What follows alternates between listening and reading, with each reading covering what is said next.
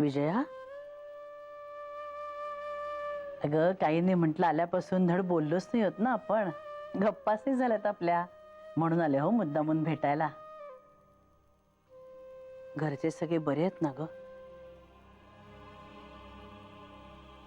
खूप दमली असशील नाही? दगदग झाली नाही तुला? खूप जागरण झालेत का ग तुला? नाही, चेहरा एकदम ओढलेला वाटतो तुझा.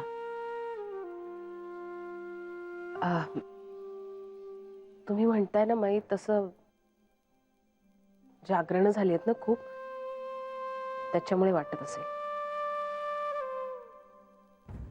कसलं टेन्शन नाहीये ना तुला?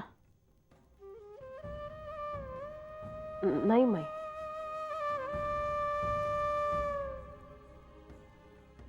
काही लागलं तर सांग बरं का. येऊ मग मी? वाट बघते. हा, शांत.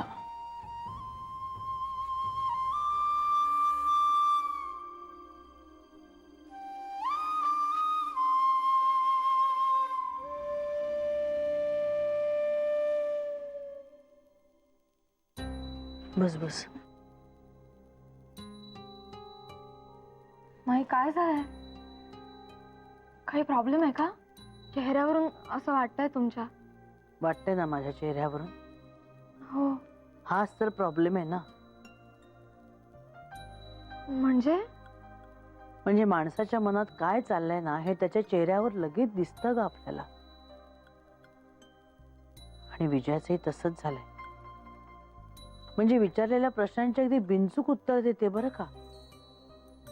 पण काहीतरी झालंय, काहीतरी बिनसलंय एवढं मात्र नक्की. खोलवर काहीतरी लागलंय का तिला. चटाचटा सगळी काम आटपली आणि गेली निघून आपल्या रूम मध्ये. मला मात्र कालपासून राहवत नाहीये. कालपासून कशाला, गावाहून आल्यापासूनच मला वाटतंय की काहीतरी बिनसलंय तिचं.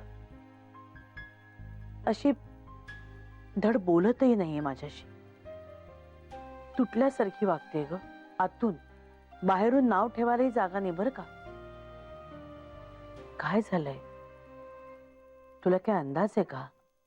हा, म्हणजे अंदाजच. आदित्यने जो चेक दिला अमित दादांना, त्यावरूनच काहीतरी असावं. काहीतरी गैरसमज म्हणा किंवा माहित नाही नक्की काय ते. तसा आदित्य म्हणाला होता की आपण सगळेजण मिळून अमितदादांची इच्छा पूर्ण करूया. पण माहिती नाही माई काय झालंय नक्की. पण त्याच्याशी रिलेटेडच काहीतरी असावं. कारण अमितदादाही काही म्हणाले नाहीत विजयाताई आल्या तरी. माझं तर काही डेअरिंगच झालं नाही त्यांना काही विचारण्याचं.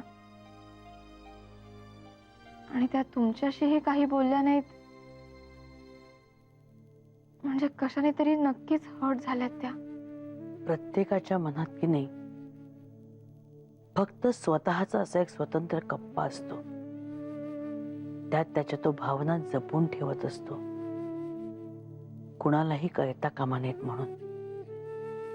पण जवळच्या माणसांना मात्र ते कळल्याशिवाय नाही राहत ग. त्याने त्या भावना कितीही त्यात लपवून ठेवण्याचा प्रयत्न केला ना तरी. मी मात्र खूप अस्वस्थ आहे ग. काळजी वाटते ग मला विजयाची.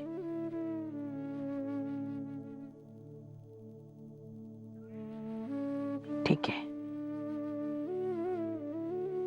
आपण अजून तिला थोडा वेळ देऊया.